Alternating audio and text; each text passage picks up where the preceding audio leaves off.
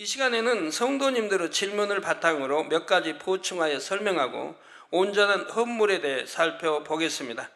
헌물이란 쉽게 말하면 11조 이외에 하나님 앞에 드리는 모든 헌금과 헌물을 일컫는 말입니다. 누가복음 21장에 보면 우리 예수님께서는 두 렙돈이라는 적은 돈을 드린 한 과부를 칭찬하시는 장면이 나옵니다. 작지만 생명과도 같은 생활비 전부를 드린 정성과 사랑을 보시고 그 누구보다 많이 드렸다 말씀하셨죠. 그렇다면 어떻게 해야 하나님께서 연락하시는 온전한 헌물을 드릴 수 있을까요? 첫째로 흠없는 것으로 드려야 합니다. 둘째로 온전한 헌물을 드리려면 예물을 드림에 있어서 변개함이 없어야 합니다. 셋째로 하나님께 드리는 헌물은 반드시 단에 올려 안수를 받아야 합니다. 온전한 11조 헌물을 드리는 것은 바로 여호와를 경외하고 그 이름을 존중히 여기는 행위입니다. 하나님의 말씀에 순종하여 아름다운 예물을 드리심으로 약속하신 축복을 받을 뿐 아니라 하나님께서 아끼시는 참 자녀가 되시기를 바랍니다.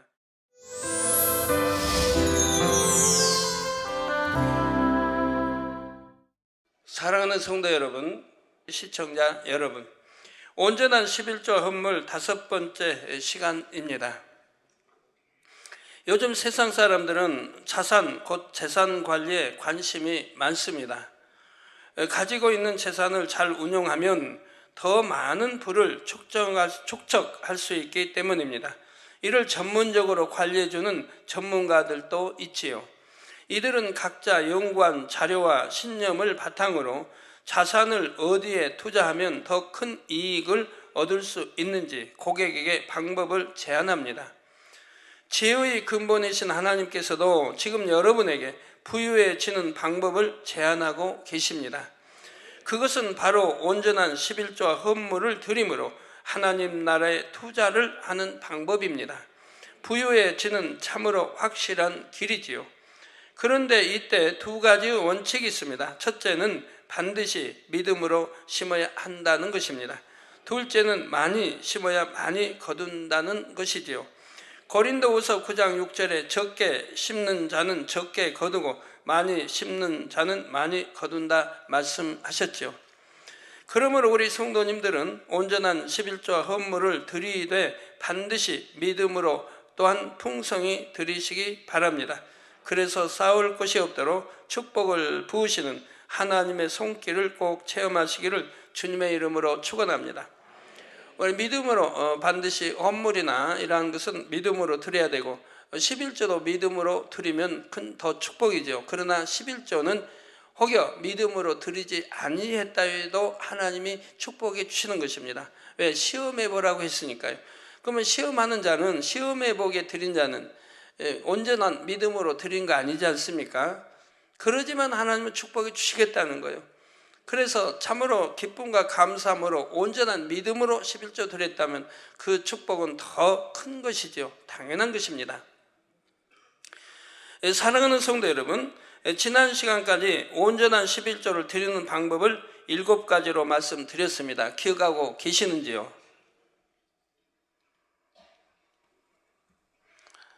대부분 뭐 그렇게 드리실 테니까 기억할 필요도 없으시겠네요. 안 들으신 분은 꼭 기억해서 꼭 그대로 들으시기 바라요. 이 시간에는 성도님들의 질문을 바탕으로 몇 가지 보충하여 설명하고 온전한 헌물에 대해 살펴보겠습니다. 먼저 대출을 받는 등 융통하여 얻은 수입의 11조에 대해 보충 설명을 드리지요. 대출 받은 돈의 11조를 먼저 했다면 나중에 들어온 수입으로 대출금을 갚을 때는 그 상환액에 대해서는 11조를 하지 않아도 됩니다. 예를 들어 집을 사려고 1,000만 원을 대출받아 11조 100만 원을 먼저 드렸습니다.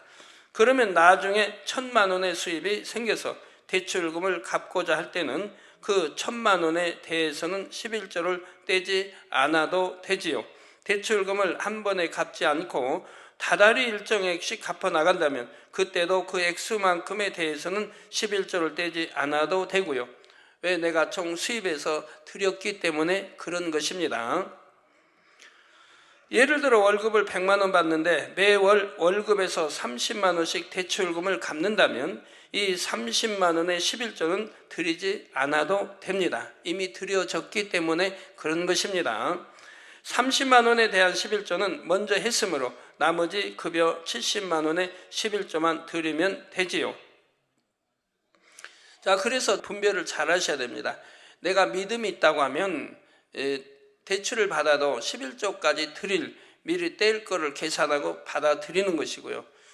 받으다고 또 꼭 대출을 받은 거 써야 될 그런 경우라고 하면 여러분들이 그때 11조 떼지 않고 갚을 때는 또 11조를 드리는 거니까 그렇게 해도 가하지만 기왕이면 하나님 앞에 더 온전하기 위해서는 11조를 떼고 이렇게 대출금에 쓰면 더 하나님이 기뻐하신다고 설명을 해드렸었습니다. 자, 그런데 성도님들이 문의해 오신 일 중에는 이런 경우도 있습니다. 나라에서 서민주택 안정정책의 일환으로 전세 자금을 집주인에게 대신 지불해 줌으로써 일정 기간 그 집에 살게 해주는 것입니다. 이는 집세를 융통받은 것 같은데 실질적으로 그렇지 않지요. 어떻게 보면 국가로부터 전세 자금을 대출받은 것처럼 보입니다. 그러나 이 돈은 세입자가 임의로 쓸 수 있는 돈이 아닙니다. 전세 자금으로 묶여 있는 돈이지요. 또 일정 기간이 지나면 그대로 나라에 상환되는 돈입니다. 융통하여 얻은 수입으로 보기가 어렵지요. 따라서 11조를 드리지 않아도 가합니다. 물론 각자의 믿음대로 재정의 여유도 있고 일정 기간 동안 거할 장막이 있게 하심에 감사하여 감사 예물을 드린다면 그 믿음은 참으로 복된 것이고요. 범사에 입을 옷, 먹을 양식, 거할 장막, 이 모든 것이 하나님으로부터 왔음을 인정할 때 하나님께서 이 모든 것을 채워주십니다. 우리 하나님은 정확하신 분이십니다. 반드시 심은 대로 행한 대로 갚아주시지요. 범사에 이런 하나님을 신뢰함으로 넉넉히 드릴 마음을 가지면 11조를 드리는 것이 어렵지 않다는 사실입니다. 처음 11조 설계할 때는 참 마음이 그렇게 혹시 이로 인해 실족당한 경우는 있을까 하고 걱정을 했는데 지금에 와서 이제 5번째 하는데 지금에 와서 얼마나 감사한지 몰라요. 왜? 온전한 11조 드림으로 축복받았던 간증이 많이 들어오고 있으니까요. 해외에서도 들어오고 있고요. 몰라서 못했다는 거, 온전한 11조 하는 줄 알았는데 이제 11조 설교 듣고 보니까 온전한 11조를 못했다는 거예요. 그래서 계산해서 온전한 11조를 드렸더니 문제들이 풀려나가는 거예요. 그래서 어떤 분은 매매가 안 되던 것이 매매가 되고 어떤 분은 몇 달간 받지 못하는 이 돈을 받게 되고 또 이제 뭐 인테리어한 분은 또 몇 달간 해야 하는데 못 받았는데 그냥 11조 온전히 하고 나니까 바로 그냥 5천만 원 들어오더라 이 말이에요. 이런 분도 있고 또 가게가 온전한 11조 드렸더니 뭐 2곱, 3곱 지난주 2곱인데 이제 3곱이 넘었어요. 수입이. 그렇게 막 불어나는 거예요. 그리고 문제 막혔던 것이 막 풀어지고 하니까 제가 얼마나 기쁜지 몰라요. 이렇게 온전한 11조 들으니까 하나님과 막힌다면 헐기 때문에 축복이 임하는 것을 보게 되죠. 한 주에도 본인들이 와서 간증에 충고만 해도 이렇게 여러 건이에요. 또 간증 아직 안 하신 분도 꽤 많이 계실 거고요. 그 지금은 참 마음이 놓여요. 이렇게 축복받아 간증들이 많이 들으니까 많이 위로가 되고요. 절대로 동강조한다고 듣지 마세요. 여러분에게 축복이고 천국 가는 길이고 하나님과 막힌다 푸는 길인 것입니다. 사랑하는 성도 여러분, 다음으로 회사나 가게 등 개인 사업체를 운영하는 분들이 궁금해하시는 분야들에 대해 말씀드리겠습니다. 전에 어떤 분이 이런 질문을 하셨습니다. 가게 수익에서 종업원의 급여를 뺀 후에 11조를 계산할 것인가? 아니면 종업원의 급여를 빼기 전에 액수를 수입으로 잡아 11조를 계산할 것인가? 질문해 오셨지요. 이 경우에는 둘 다 가합니다. 종업원의 급여는 가게 운영 비용에 해당합니다. 따라서 직원 급여를 제한 수입, 즉 순수입에서 11조를 드리면 됩니다.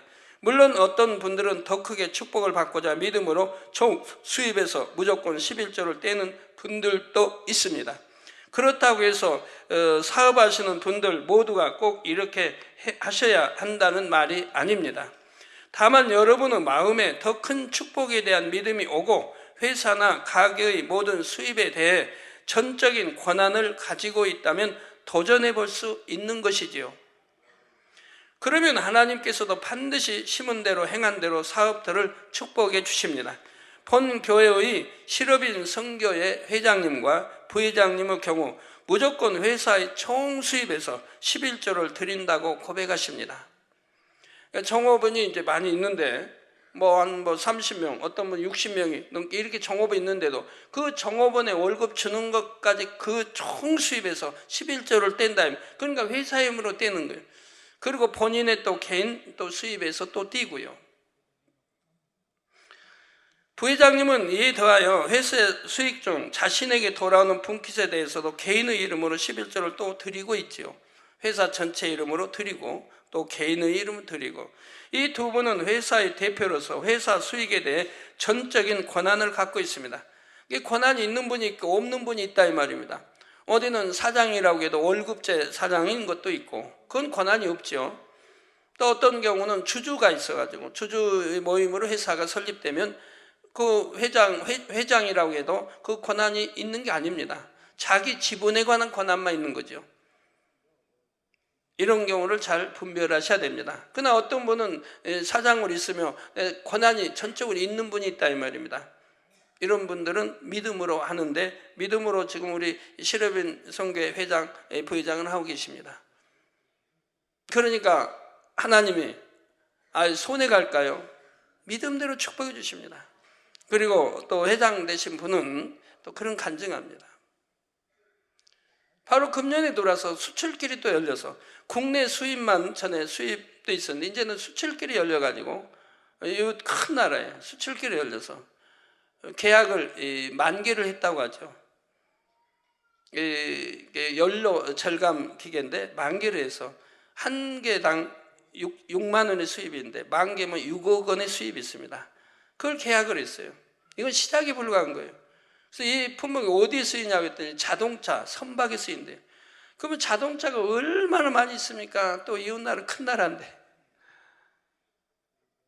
그리고 이건 수요가 한도 없어요. 거기에 이미 인정을 받았고, 그래서 계약이 이루어졌고, 그래서 거기에 지사장을 세우기에 저에게 문의를 왔어요. 또 두 번째 실업인 부회장도 마찬가지예요. 오셔서 간증을 하는 거예요. 강 회장님, 바로 이게 작년을 말한지, 하여튼 지금 실적이 전국에서 1등을 하고 있다는 겁니다. 전에는 1등까지는 아니었는데 이제 1등으로 올라왔다는 거예요. 전국에서 자기가 하는 이 회사가 1등이 됐다고 말씀을 해요. 우리 하나님은 틀림이 없으신 분이라 이 말입니다. 심은 대로 믿음대로 축복해 주시는 분입니다. 내가 그런 믿음을 못 가졌지, 내가 믿음 갖고 행하지는 못하는 거지, 믿음대로 행하면 하나님이 얼마나 기뻐하시겠어요. 그대로 역사에 가시는 거죠. 자, 그럼에도 회사를 하나님의 것으로 돌리고 자신은 선한 청지기와 같이 회사를 운영하시는 것입니다. 이처럼 오직 하나님의 나라를 위해 일하심으로 많은 축복을 받아 교회의 힘이 되고 계시죠. 축복의 간증이 넘치는 것을 봅니다. 자, 그런데 회사의 회장이나 사장이라고 해도 회사 전체 수익에 대한 권한이 없는 경우가 있습니다. 예를 들어 주식회사의 경우 연 매출이 수백억에 달해도 회장이나 사장의 실질적인 수입은 책정된 급여나 주식의 배당금 정도이지요. 이럴 때는 자신의 개인 수입에 대해서만 11조를 드리면 됩니다. 오늘 말씀이 사업을 하시는 성도님들에게 큰 믿음과 도전이 되시기를 바랍니다. 성도 여러분, 참 한 가지, 여러분이 만약에 가정에서 내가 파출부를 쓴다, 또는 이제 부유하셔서 정원사를 뒀다, 아니면 수의를 뒀다고 해봐요. 그러면 그런 경우는 그 월급을 빼고 11조 드리는 게 아닙니다. 그건 내 순수입에서 다 드려야 되는 겁니다. 왜? 내가 그만큼 축복을 받아서 내가 사람을 쓰는 거라 이 말입니다. 그래서 파출부도 쓰고 정원사도 쓰고 다 쓰는 거예요. 그거는 그분들이 준 만큼 수입에 제하는 게 아니고 전체에서 11조를 내야 되는 겁니다. 내가 그만큼 축복을 받았기 때문에 드리는 거예요. 이건 꼭 명심을 해주세요. 그로 인해 온전한 11조가 아니 되지 않도록 이렇게 해주시기 바라요. 성도 여러분, 다음으로 선교회나 교구 등 단체나 조직의 11조에 대해 살펴보겠습니다. 하나님의 이름으로 모이는 단체나 조직의 수입에는 대표적으로 회비와 찬조가 있습니다. 이런 거는 여러분이 정확히 아신 분들도 계시겠는데 잘 온전히 모르신 분도 있어요. 오늘 잘 들으셔서 꼭 이해하시기 바라요. 교회의 각 조직은 하나님의 이름으로 모인 모임이므로 회비나 찬조 또한 하나님의 일에 쓰입니다. 그러나 각 조직에서 임의로 지출할 수 있는 회비와 찬조는 반드시 11조를 드려야 합니다. 물론 단체나 조직의 회비는 이미 11조를 낸 회원 개개인이 낸 것입니다. 그럴지라도 회비는 한 조직의 수입이기 때문에 조직의 이름으로 11조를 드려야 하지요. 그런데 각 선교회의 경우 기관에서 거친 회비 일부를 다시 선교회나 연합회 냅니다. 각 이제 선교회 경우는 그 이제 회비에서 또 선교회의 경우 기관에서 거둔 회부에서 일부를 바로 선교회나 연합회에 드린다 이 말입니다. 그래서 그걸로 우리 선교회나 연합회가 운영이 된다 이 말입니다. 이때 기관에서 회비의 11조를 떼면 선교회나 연합회는 이 회비에 대해 11조를 다시 떼지 않아도 됩니다. 이미 회비 거둔 것에서 11조를 뗀 것이기 때문에 또 뗄 필요가 없다 이 말입니다. 찬조의 경우에는 회식비 등 임의로 지출할 수 있는 찬조가 들어오는 경우는 11조를 떼야 합니다. 그런데 찬조의 경우 그 용도가 명시되어 들어오는 경우가 있습니다. 예능팀을 예로 들면 의상비, 소품비 등으로 지출 항목과 금액이 지정되어 들어오기도 합니다. 이는 팀원들이 임의로 쓸 수가 없지요. 그러니까 예능위원회 우리 예를 들어서 할렐루야 선교단에 의상비가 들어왔다고 해봐요. 그러면 개인의 군 수입이 아니죠. 그 할렐루야의 전체 수입입니다. 수입이라고 할 수 없고 의상비로 나가야 합니다. 그럼 거기서 11조를 뗄 수가 없다 이 말입니다. 그건 떼지 않아도 된다 이 말입니다. 그래서 이에 대해서는 11조를 하지 아니해도 가합니다. 그러나 간식비나 회식비 등 자유롭게 임의로 사용할 수 있는 찬조에 대해서는 반드시 11조를 드려야 합니다. 그거는 개인의 우리 그 단체라고 해도 그냥 그들의 수입으로 봐야 된다 이 말입니다. 단체와 조직의 경우도 온전한 11조를 하는 가장 좋은 방법은 11조를 드릴 때 믿음으로 넉넉히 드리는 것입니다. 범사에 하나님 앞에 넉넉한 11조를 드리심으로 후히 주시는 하나님의 축복을 받으시기를 바랍니다. 여러분 또 찬조나 이런 그런 경우 떼지 못할 것도 있어요. 떼지 않아도 되는 거. 즉 찬조로 여러분 식사값 하세요 하고 얼마 이렇게 드렸다면 20만 원 드렸다면 거기서 뗄 수가 있는데 그러지 않냐고 찬조하는 분이 그냥 음식값을 지불했어요. 아니면 함께해서 지불한다든가 찬조인데 이렇게 드렸습니다. 회식비인데 그냥 그 드리는 분이 회식 사주는 분이 그냥 드렸어요. 음식값 계산하고 그런다면 뗄 수가 없다 이 말입니다. 그런 경우는 아니 드려도 됩니다. 왜? 수입으로 들어온 게 없기 때문에요. 그러나 이제 찬조해 준 분이나 또 회식비로 지불해 준 그분이 11조를 이미 뗐을 것이라 이 말입니다. 그래서 그거는 떼지 않아도 됩니다. 어떻게 좀 복잡해집니까?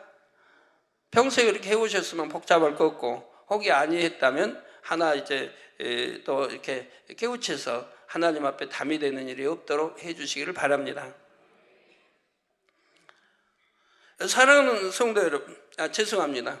그런 거 일일이 어떻게 계산을 해야 할지 모르지만 어디나 선교하면 선교회대로 다 서기가 있고 회계가 있습니다. 그 회계는 그런 걸 염두에 둬서 떼고 이렇게 해서 정리하면 되는 것이라 이 말입니다. 사랑하는 성도 여러분, 다음으로 온전한 헌물을 드리는 방법에 대해 살펴보겠습니다. 헌물이란 쉽게 말하면 11조 이외에 하나님 앞에 드리는 모든 헌금과 헌물을 일컫는 말입니다.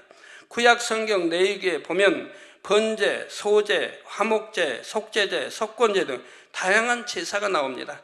또한 소, 양, 염소, 비둘기, 곡식, 열매 등 하나님께 드리는 제물과 예물이 자세히 설명되어 있지요.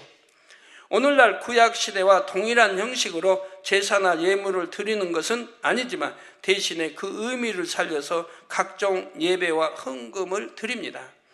헌금의 경우 각종 감사, 건축, 절기, 구제, 선교, 찬조, 구역예배 헌금, 화목제물 등을 드립니다. 헌물로는 성미나 하나님의 일에 소용되도록 드리는 각종 물건이 있지요. 본문 말씀에 보면 하나님께서는 11조와 더불어 헌물을 드리지 않는 것 또한 하나님의 것을 도적질하는 것이라고 말씀합니다. 이 역시 참 믿음이 없다는 증거가 되기 때문이지요. 믿음이 있다면 하나님께 11조와 더불어 각종 헌금을 드릴 수밖에 없습니다. 마태복음 6장 20절에서 21절에 예수님께서는 오직 너희를 위하여 보물을 하늘에 쌓아두라. 거기는 좀이나 동록이 해하지 못하며 도적이 구멍을 뚫지도 못하고 도적질도 못하느니라. 내 보물 있는 그곳에는 내 마음도 있느니라 말씀하셨습니다. 세상은 도적도 있습니다. 원수마귀 사단이 역사하기도 합니다. 그래서 재물을 잃어버리도록 하기도 합니다. 아니 되게 될 것도 아니 되게 하기도 합니다. 그러나 하늘나라에 심은 것은 원수마귀가 방해할 수가 없습니다.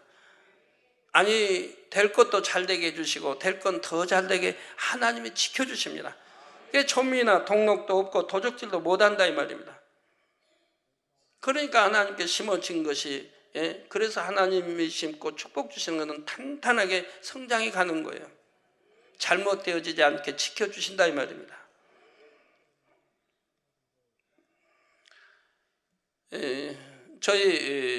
저도 이제 개척 때부터 쭉 전에도 말씀드렸지만 11조 하면 한 번도 11조가 줄어든 거 없어요. 계속 올라만 갔다 이 말이에요.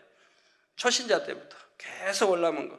또 교회도 마찬가지. 우리 교회 이제 이렇게 개척해서 지금까지 계속 부흥만 해왔죠. 뭐 재정도 마찬가지고 뭐나 마찬가지. 원수마귀 아무리 악한 자가 허물라고 해도 허물어 칠 수 없고 허물을 수가 없습니다.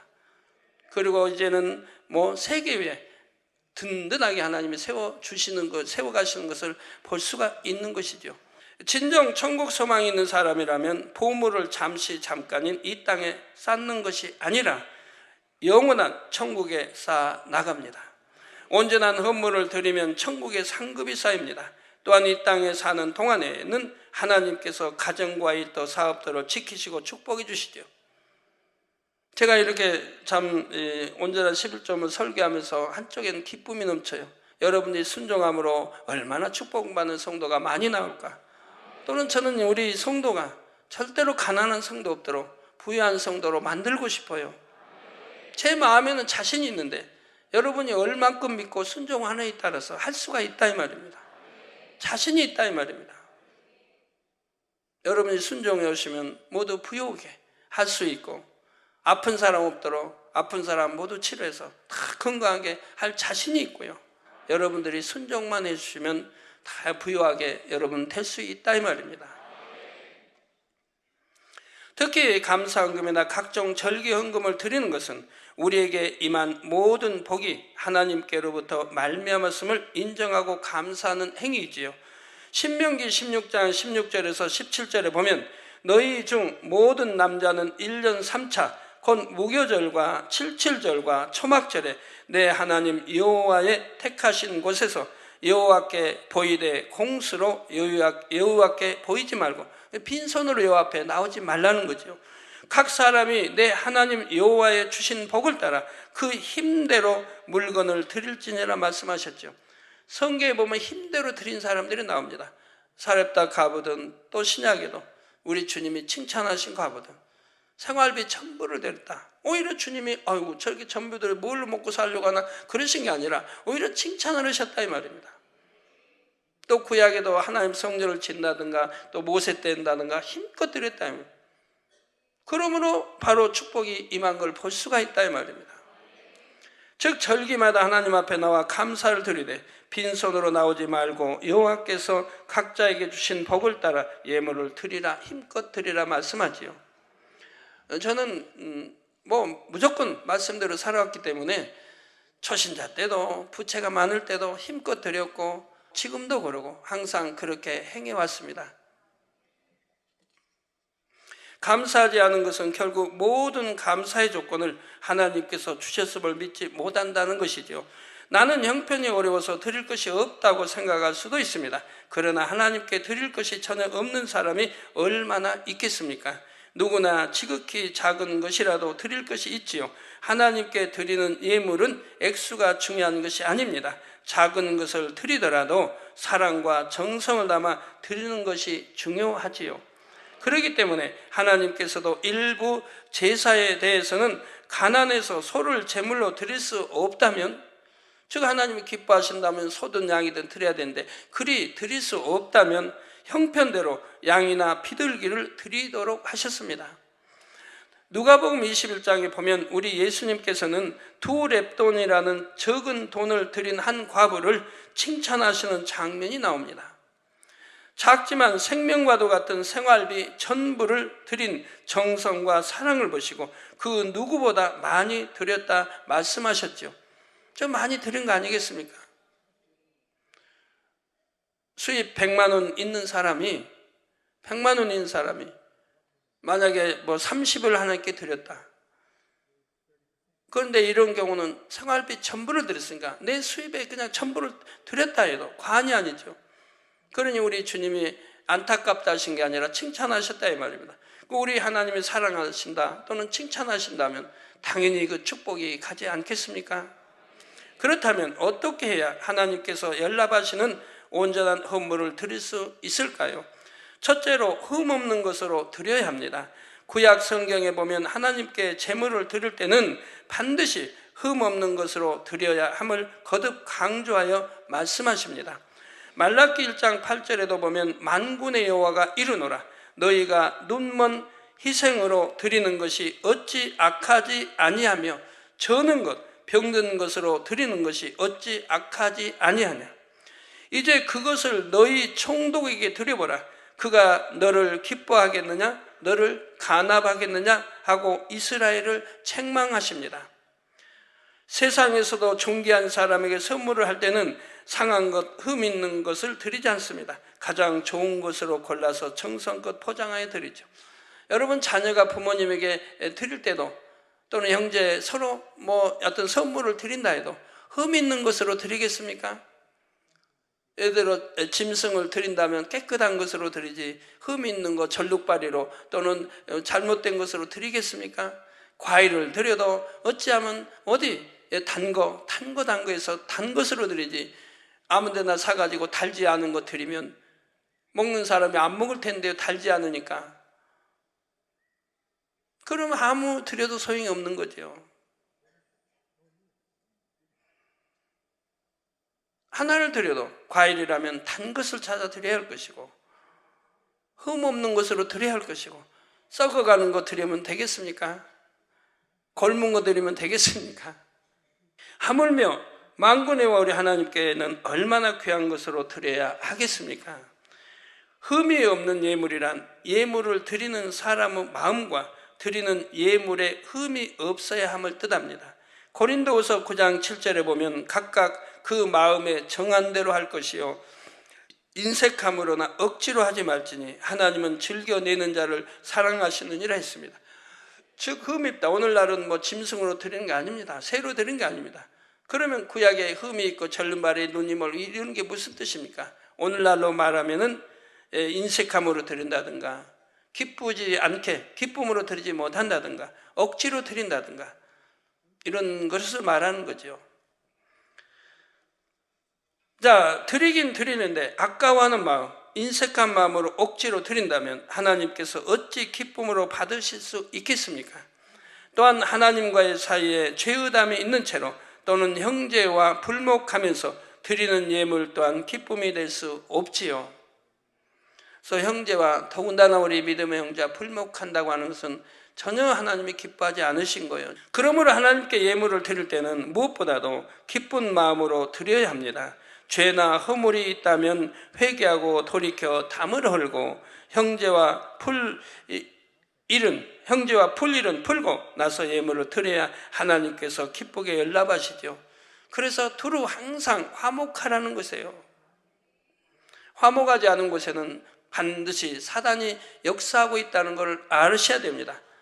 아이고 나는 그냥 선하게 말씀대로 사는데요. 그러나 사단의 역사를 받고 있으니까 화목을 깨고 결국 화목이 깨어지는 것이죠. 마음만이 아니라 드리는 실제 예물에도 흠이 없어야 합니다. 예를 들어 여러분은 헌금을 드릴 때 어떤 돈으로 드리십니까? 구겨지거나 찢어진 돈, 오물이 묻은 돈이 아니라 깨끗한 새 돈으로 드리기 위해 애쓰실 것입니다. 또 각종 헌금도 11조를 드릴 때와 마찬가지로 쓰고 남은 것 중에서 대충 드리는 것이 아니라 수입이 생기면 먼저 구별해 두었다가 드려야 하지요. 그래서 기왕이면 수입 중에서 여러분 새 돈을 골라서 새 돈으로 드려야 그 마음의 정성과 믿음과 또 흠이 없는 것을 드려지라고 하는 그러한 것이 되지 않겠습니까? 대충 해서 드리고 그러지 마시고요. 여러분 누구에게 감사를 해도 그러고 하나님께 감사의 물도 해도 그리고 다 그러는 거예요. 마음 중심이 고와야 되는 거예요. 자, 저는 신권이 생기면 아까워서 쓰지를 못합니다. 하나님께 드리고 싶기 때문이지요. 신권이 들어오면 모아서 예물봉투에 정성스레 담고 봉투에 글씨도 반듯하게 써서 헌금을 보관하는 서랍에 넣어둡니다. 그리고 각종 예배등 예물을 드려야 할 때마다 이렇게 미리 준비해 둔 예물을 하나님께 드리지요. 이렇게 하면 급하게 준비할 일도 없고 준비를 못해서 드리지 못하는 일도 없습니다. 여러분도 이렇게 행해 보시기 바랍니다. 하나님께서 여러분의 예물을 향기롭다 하시며 기쁘게 받으실 것입니다. 둘째로 온전한 헌물을 드리려면 예물을 드림에 있어서 변개함이 없어야 합니다. 이거 여러분 잘 들으셔야 됩니다. 신명기 23장 23절에 내 입에서 낸 것은 그대로 실행하기를 주의하라. 입에서 내면 반드시 그대로 지키라는 것입니다. 무릇 자원한 예물은 내 하나님 여호와께 내가 서원하여 입으로 언약한 대로 행할지니라 말씀했습니다. 이게 내가 드리기로 했다 하면 그대로 행하라는 것입니다. 감사 예물로 드릴 것은 감사로, 건축 예물로 드릴 것은 건축으로 정한 대로 정확하게 드려야 합니다. 여러분 작정해 놓고 드리지 못한 분들 얼마나 있습니까? 그런 분들은 그게 다 담이 되어 있는 거예요. 이행할 때까지는 담이 되어 있는 거예요. 그래서 어느 게 환난도 오고 시험도 오고 응답도 오지 않을 때 이런 거 있어요. 그런데도 모르고 있는 거예요, 본인이. 나는 말씀대로 살고 있는데요. 예를 들어 하나님 앞에 건축으로 작정했으면서 나중에 임의로 구제 혹은 찬조로 돌리는 것은 합당하지 않습니다. 그건 임의로 돌릴 것이 아닌 것이라 이 말입니다. 건축으로 작정한 것을 다른 헌금으로 드린다면 건축 작정은 여전히 드리지 않은 것이 되지요. 또 드리기로 한 액수에도 변개함이 없어야 합니다. 자신이 볼 때 더 좋은 것이 생겼다고 해서 드리기로 한 것과 바꾸어서도 안 됩니다.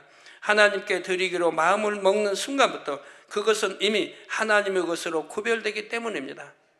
레위기 27장 9절 10절에 사람이 예물로 여호와께 드리는 것이 생축이면 서원물로 여호와께 드릴 때는 다 거룩하니 그것을 변개하여 우열간 바꾸지 못할 것이요 혹 생축으로 생축을 바꾸면 둘 다 거룩하다 했습니다. 내가 생축을 이렇게 선물로 이렇게 드리기로 했는데 또 예를 들어 더 좋은 것이 왔다. 내가 예를 들어 양을 드리기로 했는데 더 실하고 튼튼하고 좋은 양이 왔다. 그러면 드리기로 했던 것을 빼고 더 좋은 것을 하나님 드렸다. 그러면 하나님이 가하시다고 하느냐? 아니라 이 말입니다. 네가 더 좋은 걸로 드리려면 그것도 드리고 드리기로 한 것도 드리라 이 말입니다. 바꾸지도 말고 드리라는 거예요. 그럼 왜 하나님이 이렇게 하실까요? 더 좋은 걸로 드리면 좋은데 왜 그렇게 못하게 하실까요? 그러면 둘 다 드리라고 왜 하실까요? 하나님은 우리 중심을 보시기 때문에 그런 거예요. 중심에 변개하는 걸 원치 않으신다 이 말입니다. 한번 작정하고 이랬다고 변개 저랬다고 변개 그렇게 살기 때문에 우리가 하나님과도 사람과도 신뢰를 얻지 못하는 거예요. 내가 누구하고 내일 만나서 뭐 이렇게 하기로 했다. 누구하고 사업상 뭐 이렇게 계약을 하기로 했다고 해봐요. 그런데 딱 전화가 오는데 내일 더 큰 수입이 더 큰 어떤 그 약속이 또 되어집니다. 내일 뭐 만나자. 이 계약권은 수입이 예를 들어 수입을 따지면 한 100만 원이다. 근데 또 와서 내일 뭐 만나면 뭐 계약권이 그냥 한 1000만 원이다. 그러면 100만 원보다 1000만 원이 10배가 나오니 내가 그 약속을 취소하고 지금 1000만 원 계약에서 나갔다고 합시다. 그러면 사람 사이는 이렇게 살아가려고 한다 이 말입니다. 다는 아니지만 정도를 지키는 사람은 절대로 먼저 약속을 지키는 것이라 이 말입니다. 내가 유익 1000만 원 하면 크게 유익이 있다 해도 그래도 100만 원 약속하면 이걸 지키는 것이라 이 말입니다. 이런 사람은 사람과의 신뢰관계가 있고 하나님과의도 신뢰관계가 있습니다. 그런 사람은 반드시 성공하게 되어 있습니다. 그러나 그런 신뢰관계를 지키지 않는 사람은 하나님과도 신뢰관계가 없는 거예요. 늘 변개할 테니까 내 유익조차 변개하는 것인가? 이게 마음이죠.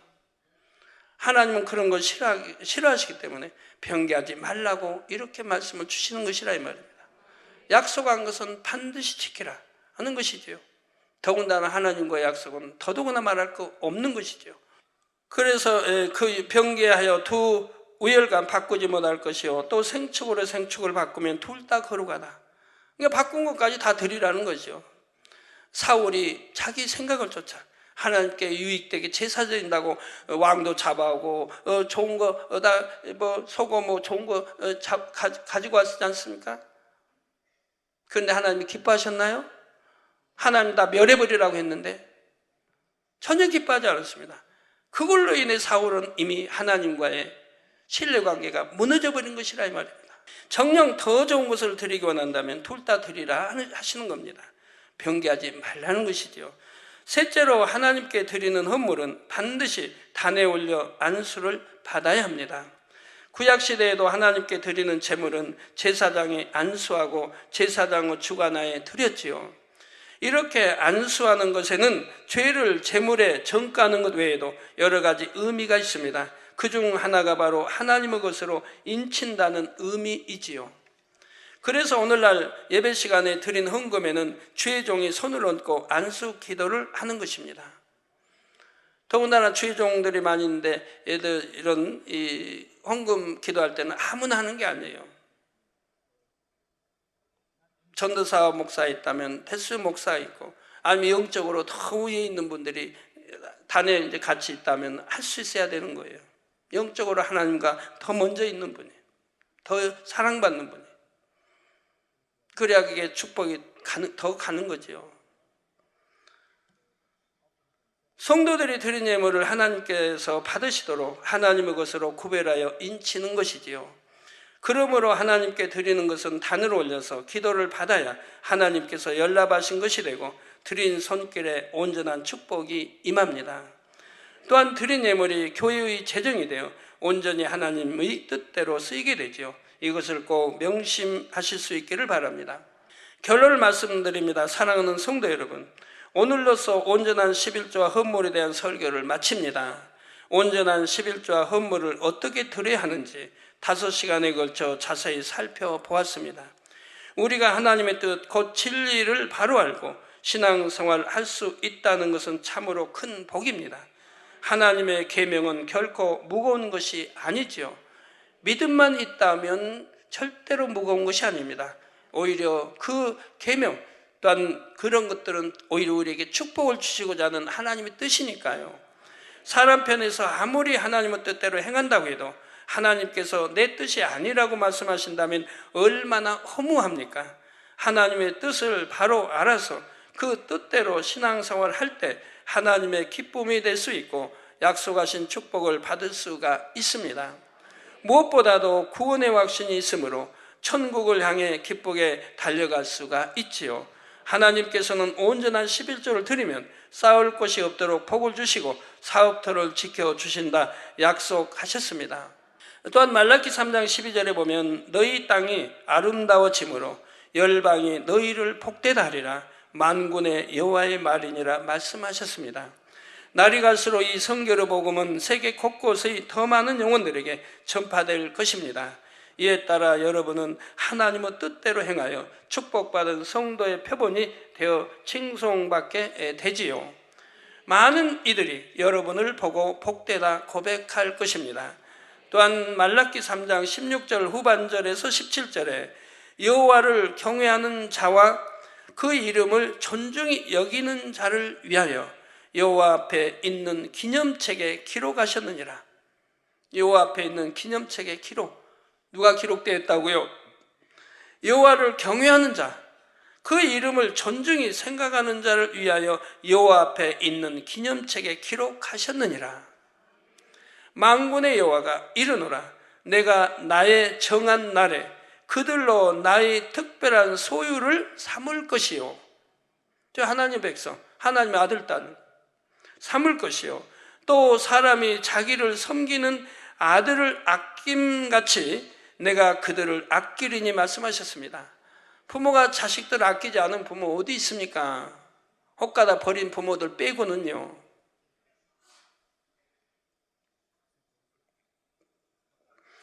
그렇게 사람이 자기를 섬기는 아들을 아낌같이 내가 그들을 아끼리라. 누구를 아낀다고요? 하나님을 경외하는 자. 하나님 경외가 무엇이라고요? 잠언서에 있는 악은 모양이라도 버리는 자. 그게 하나님 경외하는 자라 이 말입니다. 이런 자를 하나님이 아끼신다 이 말입니다.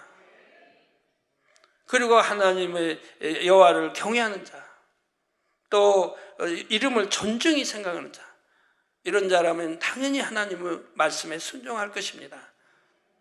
그런 자는 여호와 앞에 있는 기념책에 기록했다. 특별히 그런다면은 특별히 이건 또 특별하게 하나님 사랑받고 또 축복받는 그런 분들 아니겠습니까? 여호와를 경외하기 때문에, 존중하기 때문에. 여러분도 다 그 안에 들어가셔야죠. 여러분들이 한번 생각해 봐요. 지금까지 지난 세월들 생각해 봐요. 내 이체, 내 환경, 지금 여러 가지 여건 내 생각해 봐요. 내가 얼마나 축복을 받고 있는가, 받지 못하고 있는가. 받지 못했다면 왜 받지 못하고 있는가. 분명히 나나 내 남편, 아내 또는 자녀들이, 가족들이 정도를 걷지 못해 어려움을 받고 있을 것이라 이 말입니다. 정도를 걸어서 하나님 말씀대로 살았는데 어려움을 받는다면 그건 말이 안 되거든요. 하나님 말씀은 절대적이기 때문에 말이 안 돼요. 분명히 자기에게, 남편에게, 아내에게, 자녀에게 문제가 있어서 어려움들을 받고 있을 것이라 이 말입니다. 정말 하나님을 경외하고 존중했다면 축복받지 않은 분은 없을 것입니다. 또 아플 리도 없는 것이고요. 어떤 재앙 만나지 않는 것이고요. 온전한 11조 헌물을 드리는 것은 바로 여호와를 경외하고 그 이름을 존중히 여기는 행위입니다. 하나님의 말씀에 순종하여 아름다운 예물을 드리심으로 약속하신 축복을 받을 뿐 아니라 하나님께서 아끼시는 참 자녀가 되시기를 바랍니다. 새 예루살렘의 참 자녀들로 구별되시기를 주님의 이름으로 축원합니다.